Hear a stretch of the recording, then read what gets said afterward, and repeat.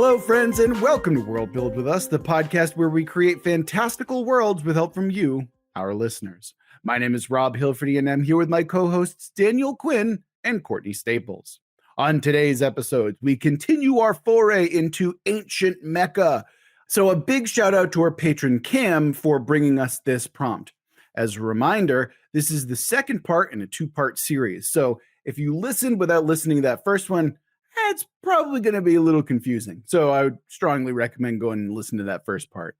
Now, before we get into today's episode, I just want to remind you that if you want us to build your world, you can always go to our website, worldbuildwithus.com, where you can click the link, follow the instructions, and within a reasonable amount of time, we'll be building your world. If you want to follow us on social media, we have a YouTube channel where you can click all the things that YouTube likes us to do to feed the algorithm god. We also still on Twitter at Let's Worldbuild. We also have a Discord if you want to come and talk to us more directly. Or if you, like Cam, want to support us directly, you can always go to our Patreon. And a big thank you to all of our patrons for your continued support. If you want to join them, you get access to all sorts of sweet, sweet goodies like patron-only Discords, 2 episodes per prompt, which is twice as many episodes, some would say. And we also have patron exclusive episodes, all sorts of fun stuff. So go check that out over on the Patreon. Now, the last time we left off, we had a twist for our episode. And that twist was there's a scientific explanation for everything. Now, Courtney, how the hell did you reconcile this twist? Because, man, it just seems so difficult considering our math wizards from the last episode. So what's the kind of new twist that we wanted to approach with this one? Yeah, so I'm not really much of a math or science person, so I'm not totally sure how sound this is, but I was thinking that the prime numbers that we established last time that are associated with each mech are actually parts of coordinates to something in space. Oh, damn, that's cool.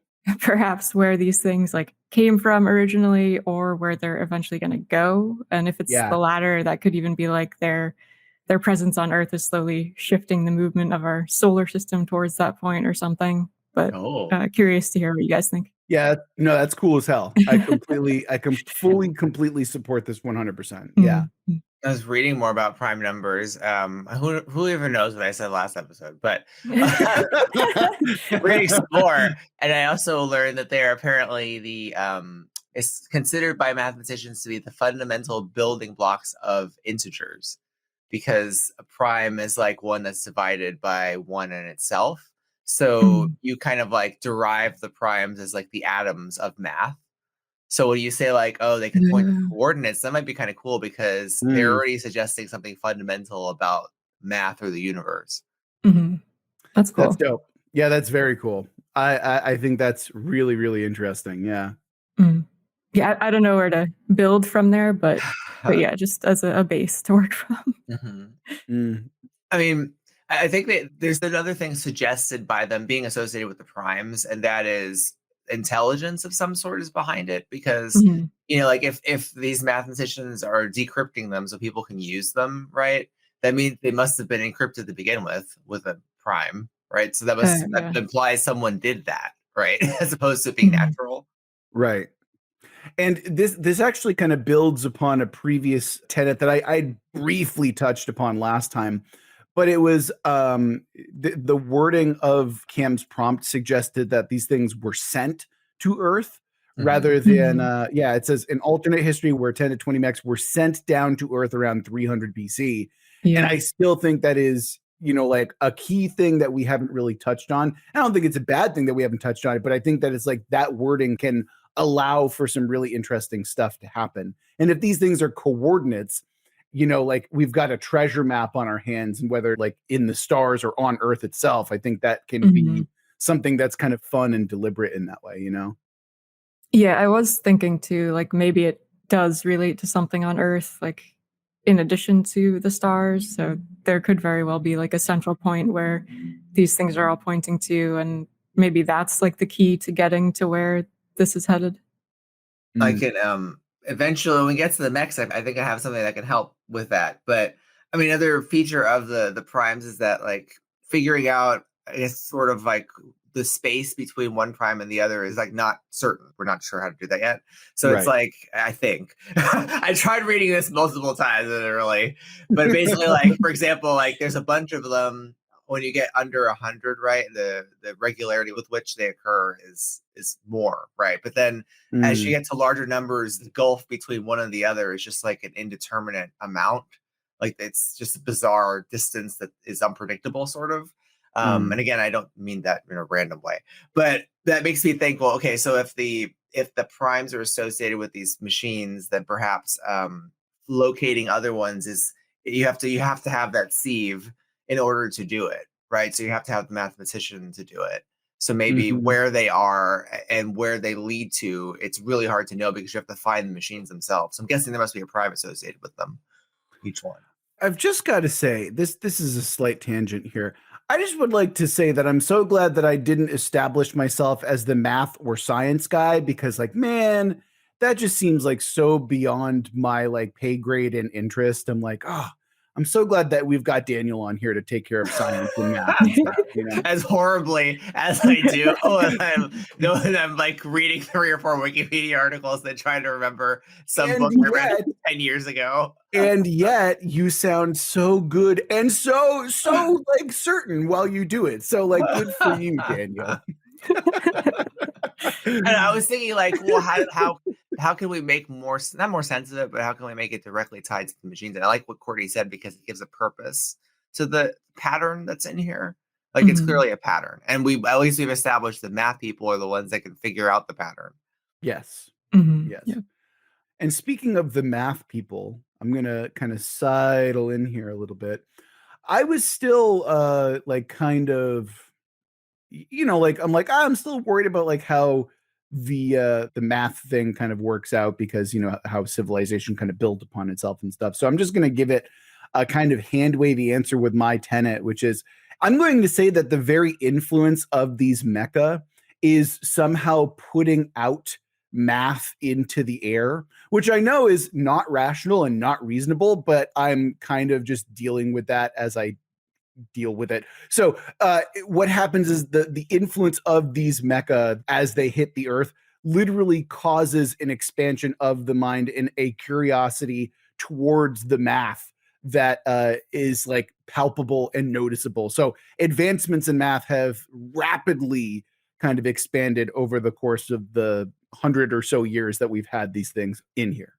That's what I'm going with my cheat tenet. So that's what I got. So I'm trying to convert this into something physical. Let me see. So we've got an expansion of the mind with the machines arriving.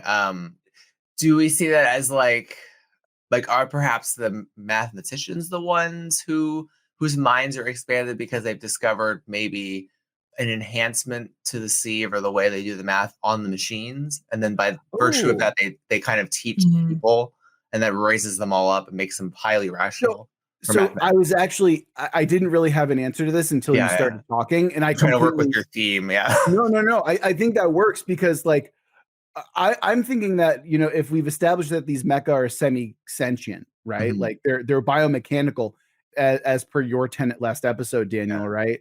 So I'm like, oh, well, they can just be like really good math. So like they're Kuon, right? Like the after school math program, but like for ancient peoples and like, but to like a rapid expanse. So like they want to be activated. They want to be used, and they want to be like semi-sentient. And so like, when the mathematicians reach out and like talk to these things, they understand math at a more rapid pace. And as a result, stuff that they wouldn't have learned for many years. Exactly. And then as a result, they're then like passing that along to the next, you know, generation. So that I think that works for me. And the fact that I get to make a Kuon reference is fun. So is it Kuon? Is it what is this? Kuman? I don't want to say Kuman because that's going to be it's bad for me. I don't want to. I don't think I've ever actually heard of what you're talking about. That is either. Really? They had them in Boston. The oh man, what is it? Wait, are you saying after school like TV program or like in-person program? In person. Oh, okay. I Yeah. assumed you were talking about like a TV. After school in person. Yeah, it's for like mostly rich people. But okay, we're getting super sidetracked here. That Hey, it was is Kumon. damn it. I I don't was know if hoping it wouldn't be Kumon. Damn it. Okay. I don't know if that's how you pronounce it, but that's what it is. Yeah. Well, it's not come on, I'll tell you that for sure. Hopefully not. Hopefully not. If it is, then just strike that from the record. We're not using that as an option. Anyway, Daniel, what's your tenet to reconcile the twist? Please steer us away from Kumon. I wanted to speak to their physiology and like their bloody nature, because we established a little bit that they require like blood and other physical sustenance. So I was going back to relate sort of to what Cordy was saying with a pattern of primes, perhaps an intention. So that made me think, maybe this was designed in a certain way. And then, so I thought, well, maybe they need infusions of blood. It's not so much like it seems like a sacrifice to ancient peoples or whatever, but they need like transfusions, or they need blood that's compatible with them. So initially to awaken them and then to like sustain them.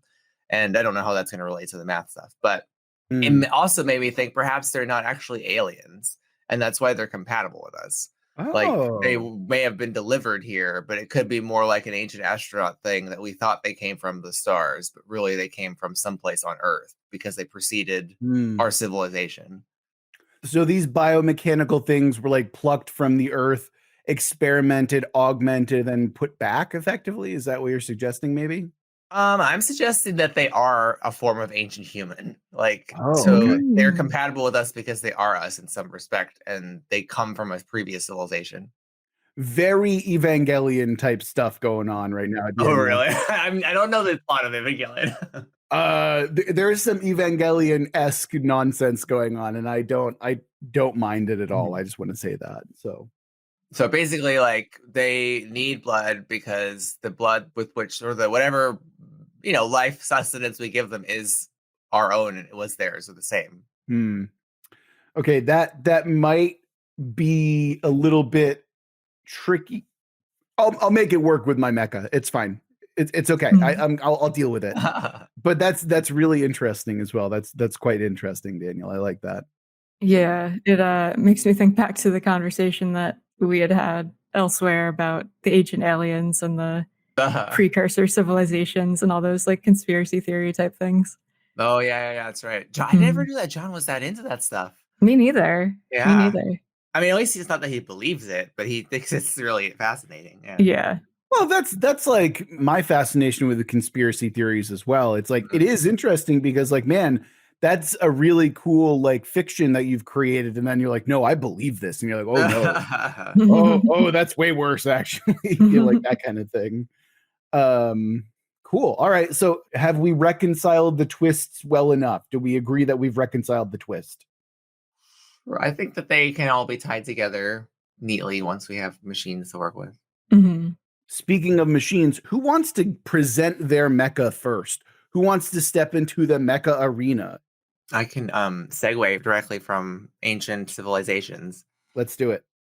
Because the mech that I was conceiving of, and now it makes more sense given what Cordy was saying, you were saying, well, we all was saying combined. It was supposed to be very large and invisible, and it could have inhabitants inside of it. Because I was thinking of Atlantis. I think within a few hundred years, we have writings about Atlantis from Plato. And so this machine is invisible, and it's like perhaps that's all I really had as a basis. Perhaps that's either where they come from, or it's a fragment of that ancient civilization, but that it's an invisible city mech that people can try and find that has maybe some answers in it. Interesting. Okay, so what does it look like? It's invisible, sure, but and what are its people like? Because I'm assuming that we've got Atlantis, right? What are the people like? What's the physical look of this thing? Let's start there. I have no idea. I get the sense that like if it is always invisible, then it probably had some sort of like ghost-like aspect to it, or like some sort of spiritual following that came about because of it. Because if you're in this like ancient civilization and all of a sudden you see just like swaths of of grassland being flattened or trees being flattened beneath Yeah. this thing. It was Yeah. like nothing really visible there. It's gonna blow your fucking mind. And maybe that's how it gathered this following, is just through its mystery, and like people don't really know what it is even. Oh, yeah, maybe they don't know what's inside of it, but people have gone and Yeah. spotted out where those occurrences happen, you know? Yeah, yeah. Yeah. Oh, I like that. I don't know why, but I'm like imagining that they think that they're talking to the wind or something like that when they're doing Mhm. this. They're like some kind of invisible, mysterious force that's like so. So the fact that it doesn't have a form kind of makes sense because it's like no one's ever seen it before, you know? Mhm. Yeah. Maybe they haven't gotten inside of it, but inside of it is the answers to many things. Yeah. Yeah. Yeah. It could also be like the patterns that it leaves as it moves relate to it's prime number in some way. Ooh, yes. Yes. All these. That's cool. Like, let's sign up for that newsletter. It's leaving like prime number crop circles everywhere. I was just gonna say, so like we've got a crop circle nonsense going on, which I love. Yeah, that's really cool. So Courtney, why don't you tell us a little bit about your mecha and some information surrounding that mecha? Well, mine actually started more with the region that I wanted Let's it go. to land Yeah. in. And I Mhm. wanted to veer into territory that we don't usually see in like alt history or even historical fiction, which is older cultures in North America. And Mhm. I ended up going with the Oasis America region, which is in Mhm. the Southwest, like Arizona, New Mexico, Northern Cool. Mexico. And I had cultures like the Pueblo and Mogollon. And I'll admit that I didn't do as much research as I probably should have for like a deep Mhm. dive, but given how far back in history it was and how few specifics we even know about those cultures, I think it's reasonable to be a bit loose with our interpretations there. And then my idea for the mech was that it has like wings and large claws, but the people here have not turned it into a war machine, and instead they're Mm. using it to do irrigation in the desert. Yeah. And basically, the desert, because of the presence of this mecha and how they've used it, it's turned from like full on desert to a more fertile land. Cool. I dig that quite a bit, actually. That's dope. Hmm. It's a machine that heals the land or tills it for them. Yeah, I was picturing like tilling, and they Mhm. can like direct it to, irrigate from rivers and stuff like that. But healing is Mhm. also an interesting concept. So maybe it does resonate some sort of like warmth or solar energy that allows for things to grow faster in its presence. Well, that would be neat. Yeah. Like Mm. revivify sort of thing. I'm Yeah. kind of thinking that it has like an earthworm effect where like the process of it tilling the earth itself is actually, like infusing it with nutrients and stuff like that in some way, Mhm. Because now Yeah. I'm just thinking it's a big mole, like with the big claws and stuff like I that. bet, yeah, with like the claws, that definitely Yeah, makes sense. I had exactly. imagined it like flying too, but as like a way for transit to occur faster, but maybe that's throwing too many things into Well, I one mean, bucket. if you make it dig real fast, then that also, allows for faster transit, but it also Yeah. like tills the earth while it does that, so it could be, helpful in that regard as well. Yeah. Yeah. Yeah. I like that. Yeah. Well, that's fun. It also allows for plots where some of the people want to use it as a weapon, and so there's an internal Mhm. political Oh, struggle for it. absolutely. Yeah. Yeah. Great Yeah. job pointing that out. That is absolutely where my brain went as well, where it's like there is a concerted effort to not turn this into a weapon, you know? Yeah, I could see that. Like maybe an alliance is formed between various cultures there, and Mhm. so far it's all been pretty even keel, and they've been, using it for peaceful reasons. But I'm sure Mm. eventually there's going to be somebody who's like, "Hey, actually, that could crush everybody if we wanted it to." Yeah. It's like, why don't we choose to be kings or gods in this Mhm. world, like that kind of thing. There'll also Yeah. be fear because I know we had some other machine that was like one of the renegade ones that violates the alliances between these countries. That's out there. It called Mhm. Flight, I believe, Mhm. in the first episode. That could, Yeah. it could be people within their culture saying, "Look, it might be overseas currently, but it's wreaking havoc, and we should learn how to use this as a weapon." And then various different peoples here don't agree, and so it's a race to protect themselves. That could be another take on it too. Oh, Mhm. yeah. Yeah. So like the sort of fight between like the defensive side that wants to build up and continue Mhm. building the civilization, and creating walls and things with this mech, and the offensive ones who want to find that mech and kill it before it gets to them. Or at least arm themselves. Yeah.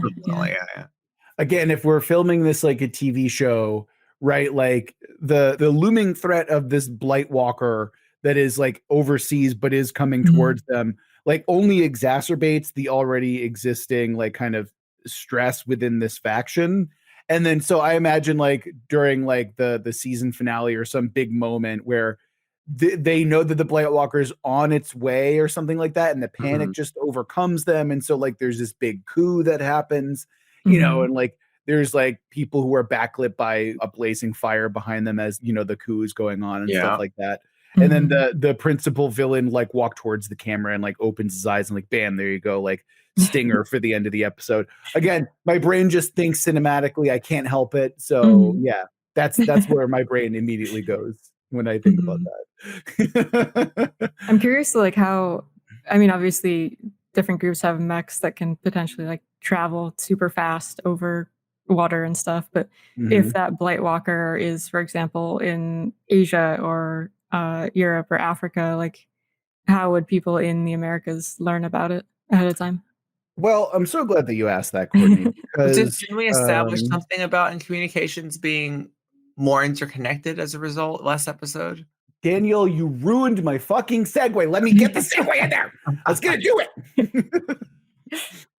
So I'm so glad that you asked that, Courtney, because my faction works particularly well with that in that regard, in answering that question. So I did a little bit of research and I was like, oh, what were the people in the Barbary Coast up to, in the Berbers in like the 200 and 300 BC, right? Turns out not a lot, but I did a little bit of research into ancient piracy, and it turns out that the time frame for the Mecha and stuff like that is right around the time of like Alexander the Great and stuff like that, which I think is a really cool thing that we just completely missed, and that's totally on us. But as a result, so the rise of piracy started again after the death of Alexander the Great, because he was responsible for quelling a lot of coastal piracy, right? So I've decided that I really wanted a kind of coastal pirate-like, rogue-like faction that doesn't really have a particular, you know, like region that it basically sails a bunch, right? And is shaped like a giant sea serpent, because I love those ancient sea serpents and stuff like that, right? So I've also got this idea that it basically attaches ships to it, and so it sails out in like little, you know, like pods of fleets of pirates and stuff like that. You know what I mean? So as a result, because this thing is one, incredibly fast and is able to traverse, like that is how all of a sudden they're not just pirates anymore. They started out as pirates, but then they realized like we could just become traders. Like we've got these incredibly fast ships, we've got this incredibly fast mech, and this is the part that I was kind of like trying to reconcile with Daniel earlier. You know, like we never specified, I think, that they required human blood in order for the sacrifice to work, right? Was that specified? I don't know if we agreed on it, but we brought it up for sure. Okay. Yeah, I forget if it had to be human. Well, my idea is that the reason that this thing can be so active is because it can actually just feed on whale blood, right? So it can be more active than a traditional mecha, because it's like, hey, I can just dive in the ocean, grab a pot of whales, and then I'm good for a much longer period of time, right? I mean, you can mix the two. So perhaps it requires because of its aquatic nature, it requires far less blood by transfusion. And so the captain maybe can feed it every now and then, but it could be supplemented with whales and other animals like under the ocean. Maybe it's evolved slightly differently because of its environment. I mean, that can be true of all of them. They might all have slightly different physical requirements as long as they're bound to humanity in some way. Okay. The fact that you can like tie it to like, hey, this one requires human blood, but also really likes elephants, you know, like it locked to a certain region. Courtney's might like seeds, as well as blood, or something. Yeah, exactly. Like, and it keeps it kind of region locked to certain areas. It's like it will be optimal in this area, that kind of thing, It could be too that you just need to activate it and be present and transfuse with it to operate it, but it has to feed on whatever else it can eat, like a person. Like we need blood, but our entire physiology isn't just consuming that, Right. I mean, and if what you're trying to suggest, Daniel, is that like, these things, I mean, as your tenant suggested, right, that these things are ancient humans in some way that have just been like altered, that totally works because they're omnivores as well, right? Yeah. Perfect. Yeah. Yeah, that works. Yeah. Cool. And I could see it too, like maybe almost like the better connection that you have with it, potentially the less blood it needs from humans. Or like we had also talked about maybe mass sacrifice isn't always necessary. Like if the mathematician is in tune enough with their mech, they can like figure out other ways or ideal solutions or something that don't involve, killing like 100 people to fuel it. What I'm hearing is that not only are these mathematicians, they're also nutritionists for Mecha. Is that effectively what's going on here, Courtney? Yes, I think so. Like, all right, the optimal nutrition for our giant robot is as such. It's like, no, that's too many trans fats. Get out of there. And I could also be like, why that the Blightwalker one is so dangerous is because whoever's in control of it is more of like a warlord mentality and doesn't really care about finding the optimal thing. It's like, yeah, you want to eat like this entire city, like fucking go nuts. That's fine. Oh, that's good. I like that a lot, actually. Yeah. And there's like an inherent disrespect in how it treats this thing with the warlord situation. Yeah, that's good. Well, I feel like we've done a pretty interesting job explaining our mecha and our factions. I love all of them thus far. I love Daniel's mysterious, Atlanteans. Atlantis is always one of those things where it's like I'm so fascinated by it, but I'm also like, y'all, it's like probably not even that deep. It's probably just like Troy or something like that. But whatever. Very happy. I suppose we now need to move into our main storyline quest. Who has ideas for what we want to do here? I think one element I'd like to have is because my machine in particular isn't necessarily functioning as a country or having like a clear purpose that it's designed to. Like, for example, hers has to do with the agriculture of the region. Yours has a sense of piracy to it. And I wonder if perhaps we can have a Plato-like but mathematician figure who is searching for it, and so that's part of the story. Oh, that's really cool. Yeah. I like that. Yeah. Okay. So how do we loop in our factions for this thing then? Right. Yeah. That should be what we do, I think, with the looping. Yeah. I feel like, Rob, yours is going to be used to transport this Plato philosopher explorer figure around. So it can be like a globetrotting thing with the help of your mech. And then mine, maybe, I mean, they'll have to go to America at some point in search of this thing. Like maybe, Daniel, yours, in addition to being invisible, it can also like teleport. And that's why it's so difficult to pin down. I like that. So maybe like this Plato guy is like using the numbers that it leaves behind to figure out where it's going to go next. And it eventually tracks it down to maybe like the Americas and has to interact with my culture or something. I'm wondering if instead of teleporting, it's actually that it's in multiple places all at once. Ooh. And you have to find the doorway into it using the primes.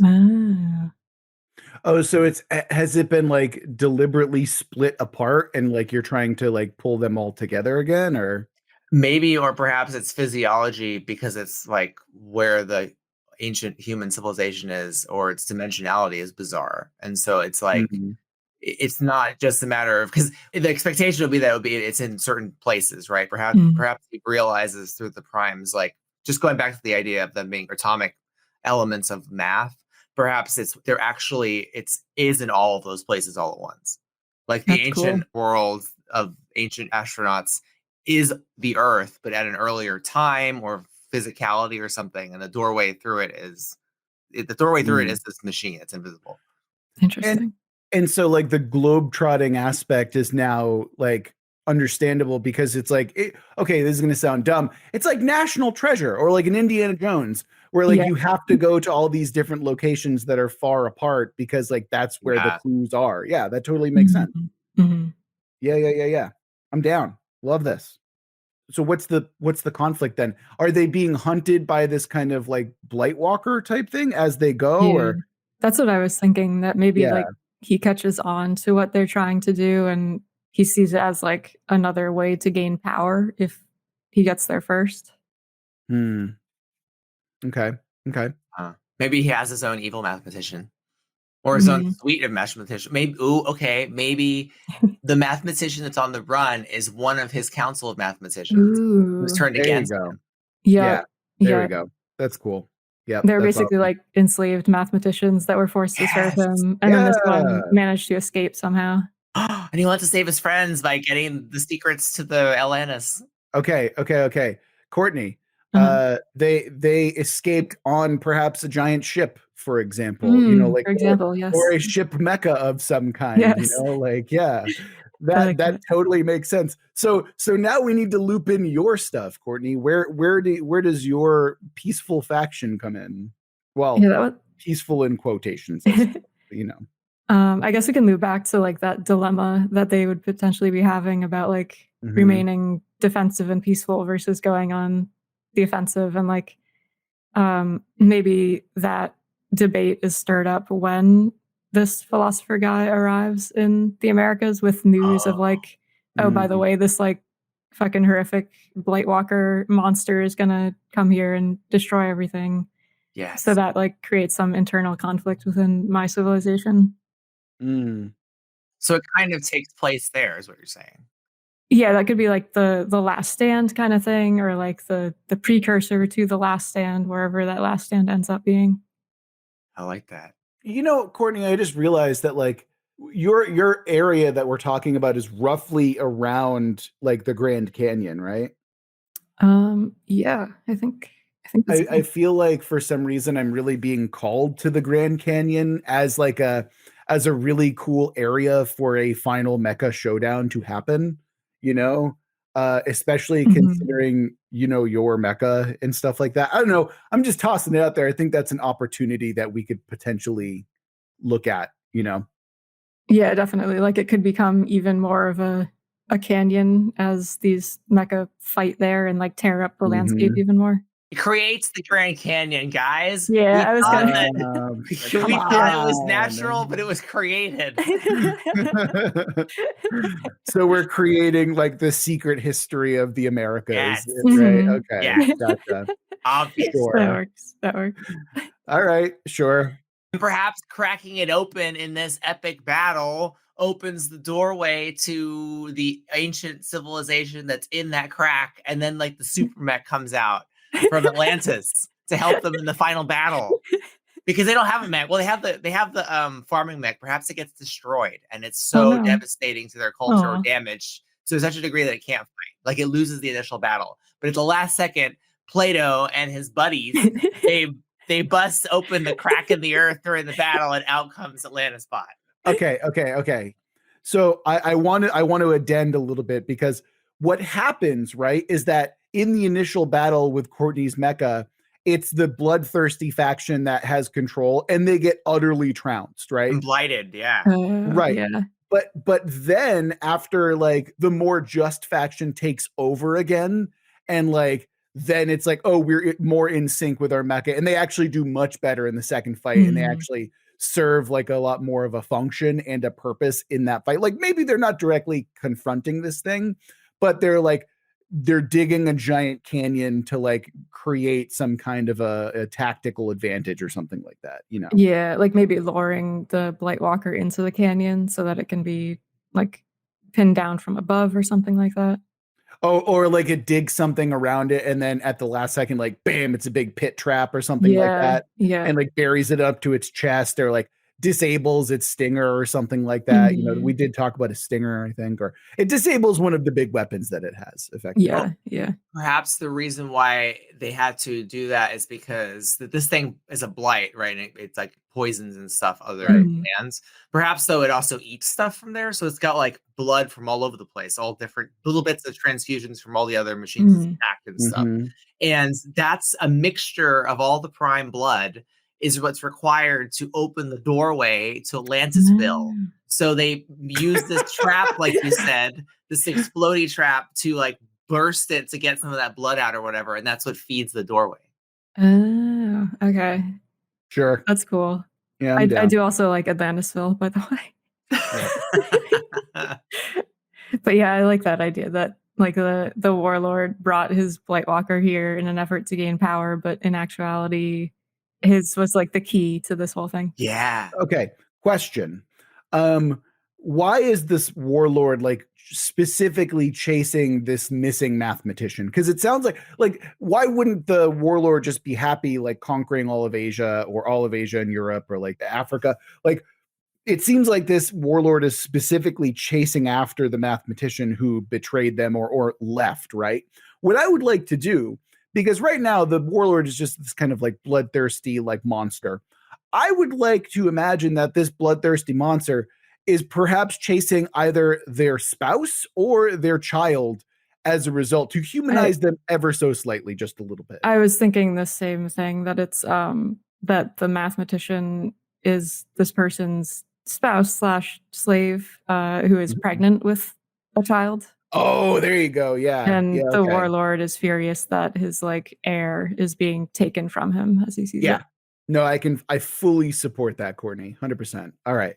I was gonna add to that, like if you wanted a non, I like that because it's far more personal, but if you wanted a non-personal answer, you could just say that it is a Cold War, right? Like there's other mathematicians out there and he's on the verge of figuring it out since he has a bunch of slave mathematicians and they may have one.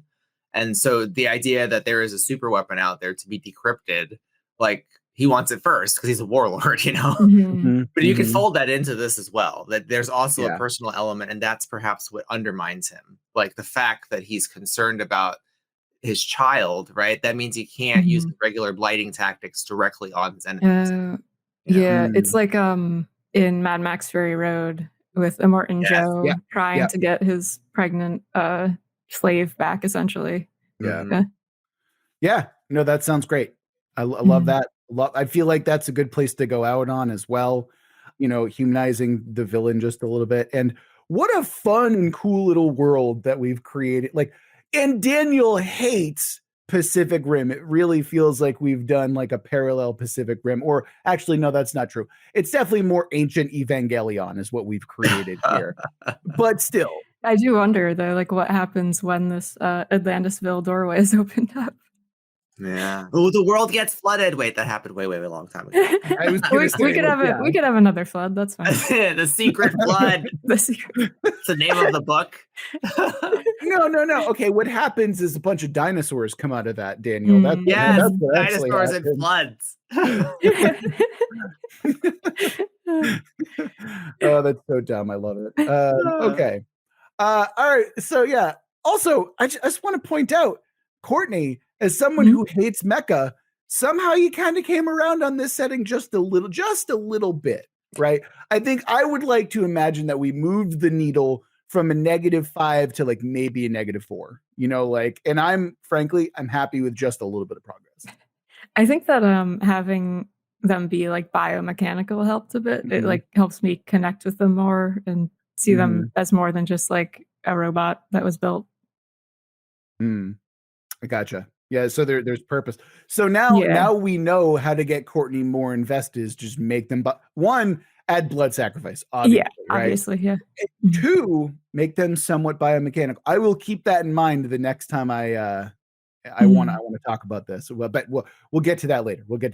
Anyway, I think that's going to do it for this episode, y'all. How do you feel? I think so. It feels like a short one, but that's fine. It feels like we like just zipped through this episode, but like, man, I had a ton of fun. Like, absolutely, very much enjoyed this one. Again, it includes 2 of my favorite things, which is ancient history and giant robots. I'm very happy that we get to combine those two. I was very excited to see this kind of come together. So a big thank you again to our patron Cam for bringing this prompt to us. Again, just so exciting. Remember that if you want us to get excited for your prompt, go to our website, worldbuildwithus.com, where you can click the link, submit your own world building prompt, and within a reasonable amount of time, we'll be getting hyped for your setting. Of course, if you don't want to do that, you just want to listen to us on YouTube, guess what? We got a YouTube channel now. Do all the YouTube things, click the links, all that stuff, the updates and the subscribe buttons and stuff like that. Do that whenever you want. No big deal. We also are on Twitter. It's at Let's World Build. Guess what? We are also having a Discord if you want to come chat with us more directly. If you want to make a case for Mecha, hey, I'm here to listen. Courtney's here to block and ignore and all that good stuff. Of course, if you, like Cam, are feeling particularly generous or want to support the podcast directly, you can go to our Patreon where you can become a member, give us money, and in return, you get access to all sorts of sweet, sweet patron-only goodies like the Aphid Lounge, which is our monthly extra episode for patrons. By the way, way less shilling in those episodes. Ask our patrons. There's like almost no shilling whatsoever. You've also got access to Too Hot for Broadcast, which is like bits and bobs from episodes that we just cut for, time or appropriateness in some cases. You've also got 2 episodes instead of 1, all sorts of other good stuff. Go check out the Patreon if you want to support us. And with all of that, that's going to do it for this episode of World Build with us. Remember that we love you very much. We're going to get through this together. Until next week.